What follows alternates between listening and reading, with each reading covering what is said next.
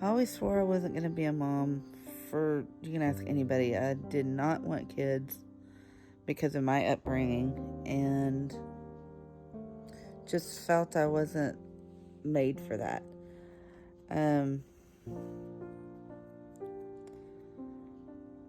Got pregnant young. Was a single mom for about 4.5 years. It was rough, not gonna lie. But God gave me an easy kid first. Thank God. I have 3 boys. We have his, hers, and ours. My firstborn, like I said, I was a single parent for 4.5 years. That was rough. It was eye-opening and rough. But we survived. We made it.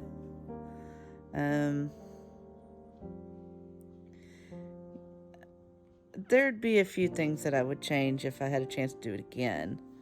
Not having him, I wouldn't change, but and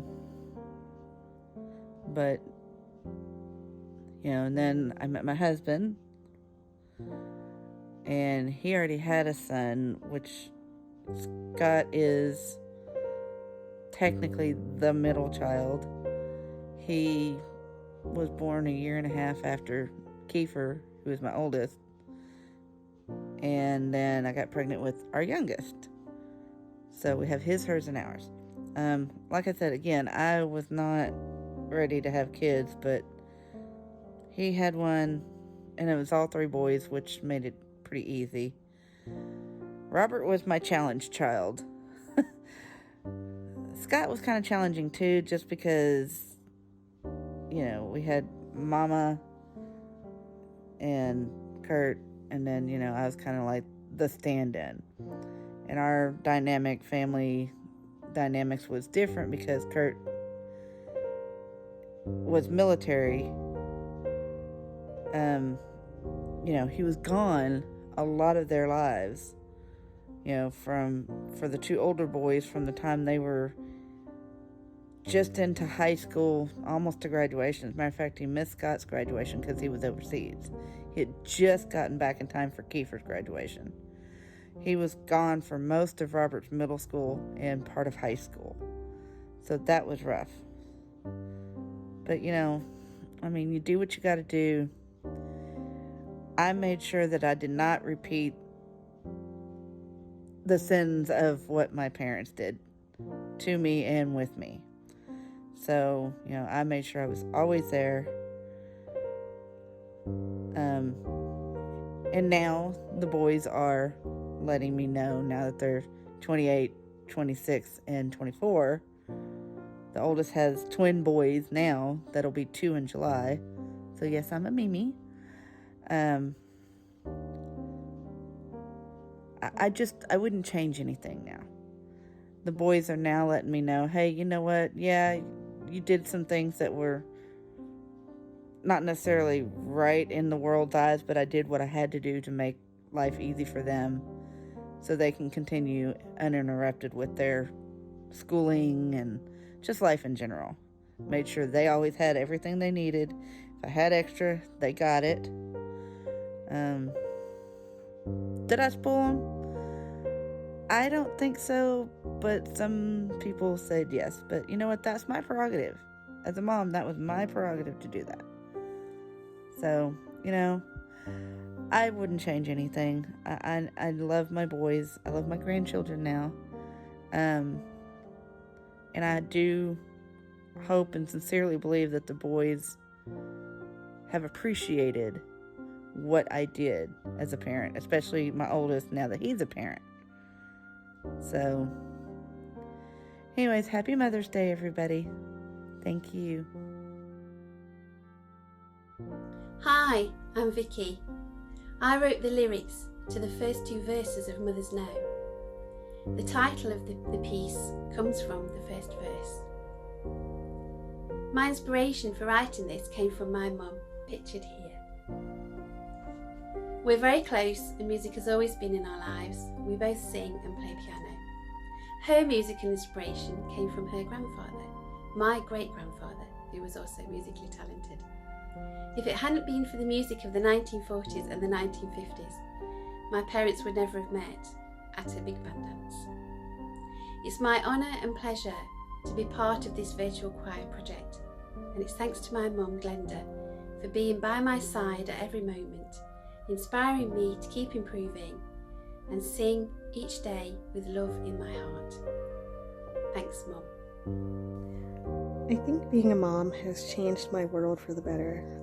Battling infertility for 3 years and then going on to have not 1, not 2, but 4 beautiful children has really changed my life and has been something that is nothing short than a miracle. I also have 3 babies in heaven through miscarriages, and I think of them as well every day. Sometimes I just sit and I marvel about my kids. They are my everything. They are my world. As far as being a daughter, my mom has taught me so much. She taught me how to be a mom, and I am so forever grateful. She taught me everything I need to know about motherhood, and I'm just blessed and highly favored to be chosen as her daughter. I hope my kids feel the same way about me one of these days as they grow up. They're young now, so one can only hope that they grow up and they view me like I view my mom, as their world. This March will mark 21 years since my mom passed, and it's hard to believe that I've lived almost half of my life now without her in it. There's been no stage of my existence since then that I haven't felt lost. I miss her support and counsel daily. She was my best friend, my confidant. Being a woman is tough, but being a woman without a mother to guide you through the muck is doubly so. But the pain of my loss is part of who I am now. So much so that I really don't remember what my life felt like without it. The grief I feel does not feel new. It's part of me, woven now into the tapestry of my being. And I can only hope that I'm spending my time on this planet in a way that honors her. And I strive to do so daily. She would have turned 72 this year, and I've spent the last couple of weeks reflecting on the rad senior citizen she would have been, wearing flowy kaftans, taking pottery classes, practicing Tai Chi in the park, watching my stories with me, marching with me, all of the long nights and long, late phone calls. And then, of course, that made me angry about the time that was stolen from her, from us. I miss her so damn much. And almost 21 years later, I still reach for the phone, hoping she'll be on the other end when anything wonderful or terrible or mundane occurs. The loss of a mother leaves a cavern in your heart that will never be filled. Thank you for letting me tell my story. Hi, my name is Emily Schweik, and I wanted to say a few words about my mom, Lori. There are a lot of words I could use to describe my mom. She's smart, she's funny, she's creative, and she can do anything she sets her mind to. But my favorite thing about my mom is how she makes everyone feel important and valued, no matter who they are. And she never fails to make me feel special and loved. I love you so much, Mom. I dedicate this video to my daughter, Camelia. Camelia, when I was a little kid, I always wanted to be a mom, as I would take care of my dolls, change their clothes, feed them. But when I grew up, I learned I couldn't have my own. God provided an answer to adopt. When we saw the need in your own country, we said, let's do it. I remember in 2000, when we received your pictures and your video, your laugh and your smile was infectious. We couldn't say no. And we knew, here she is. I remember 4th of July of 2000 and meeting you for the first time. You reaching out your hand and saying, Mama and Tati. And I knew God answered my prayer. I've watched you be determined and persevere as you learned English, as you go through high school, as you went through college and got your degree, as you now are a mom and you raise your own son. I'm so proud of you. I'm honored to be your mom, and I'm honored that you are my daughter. Love you very much. Children don't come with instruction booklets, and they're all different. So, my how to be a great mother comes from a song. Doesn't everything come from a song? Careful the things you say. Children will listen. Careful the things you do. Children will see and learn. Guide them along the way. Children will glisten. Children will look to you for which way to turn, to learn what to be. Careful before you say, listen to me. Children will listen.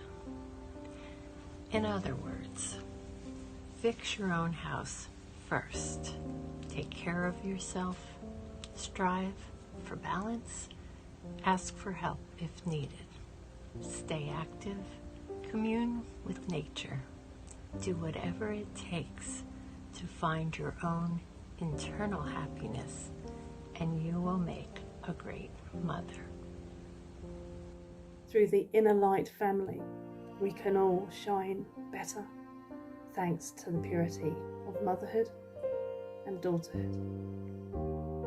So that photograph is my own dear mother, known as Elizabeth, with Irish ancestry. The shortened version of her name is Elish. Often my father had to travel for work, and my mother would care for 3 children. But the love between my mother and father was always strong and solid, and it still is to this day. The other photographs I've included show the happiness on my mother's face and how pure that is. The black and white photograph of both my parents, my father and my mother, Richard and Elish. I've added this in because this year they celebrate their golden wedding anniversary. And I just wanted to show my acknowledgement to that because it's such an incredible milestone. And they just look so happy in the photograph. The love, the joy, everything from that special day. My mother is the one who inspired me to want to become a mother in the first place.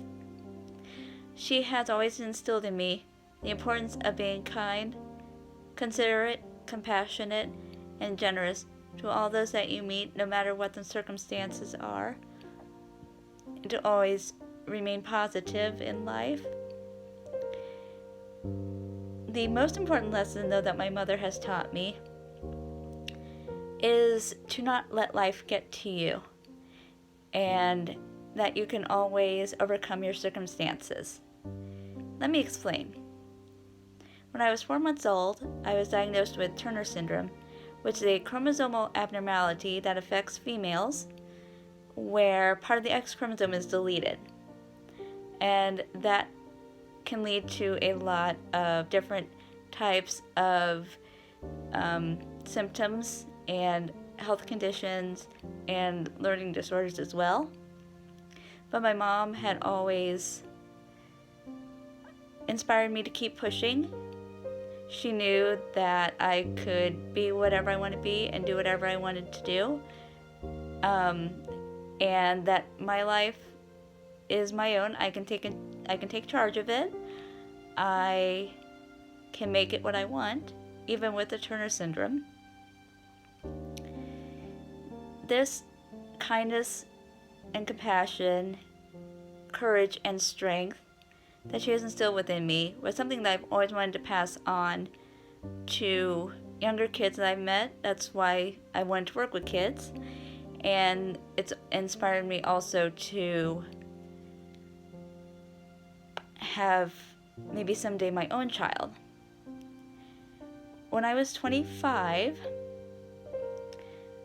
I was diagnosed with the beginning of ovarian failure, and I was basically infertile.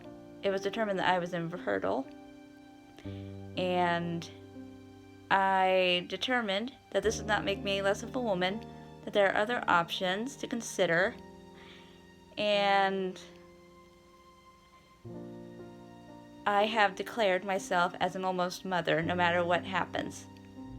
The lesson from my mom that I learned is to always look for the positives in any situation that I find myself in. Obviously, of course, it's really difficult, but it helps a lot, especially mentally. She would tell me, don't give up. You're so strong. You're a strong woman, and you are a living, breathing miracle. And I'm so thankful to my mom that she gave birth to me.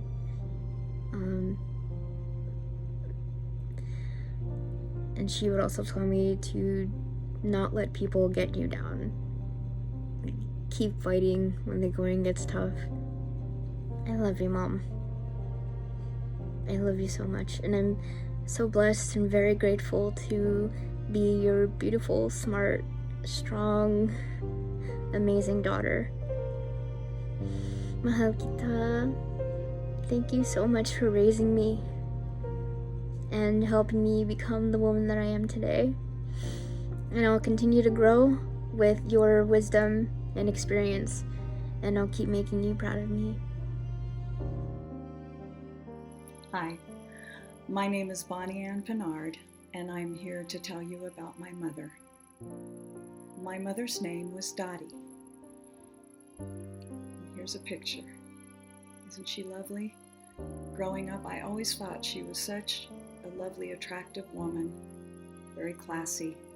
She enjoyed dressing up and just going out and dancing and having a wonderful time in life. My mother passed away in a memory care home in October of 2017. I was with my mother when she passed away. It was probably one of the most beautiful and heart-wrenching experiences I've ever had in my life. And her death occurred over about 3 days. My sister and I and my older sister were there at the time of her last few days. We spent really quality time with her by her bedside, holding her hand, praying for her.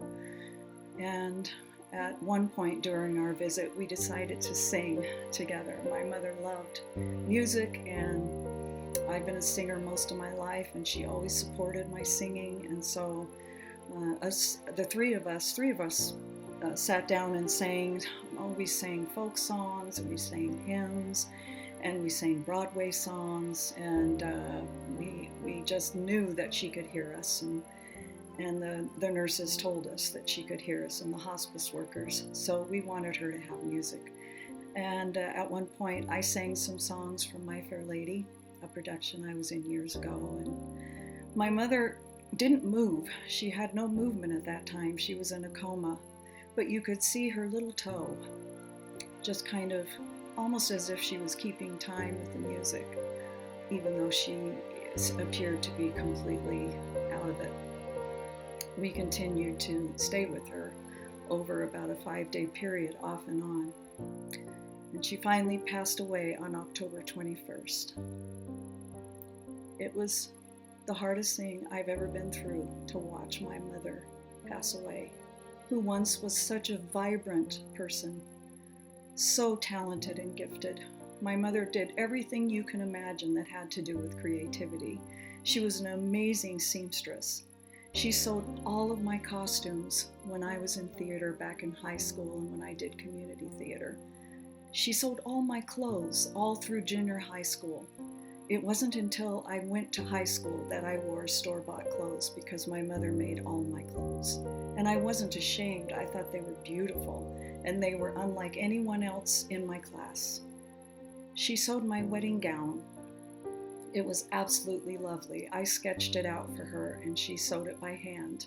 Every little seed pearl, all the lace appliques, everything she did by hand. I'm speaking to you now from my craft room, and my mother, there's such a presence of her here, and although I haven't seen her since her passing, she's with me every day. I love you, Mama, and I missed you. Thank you.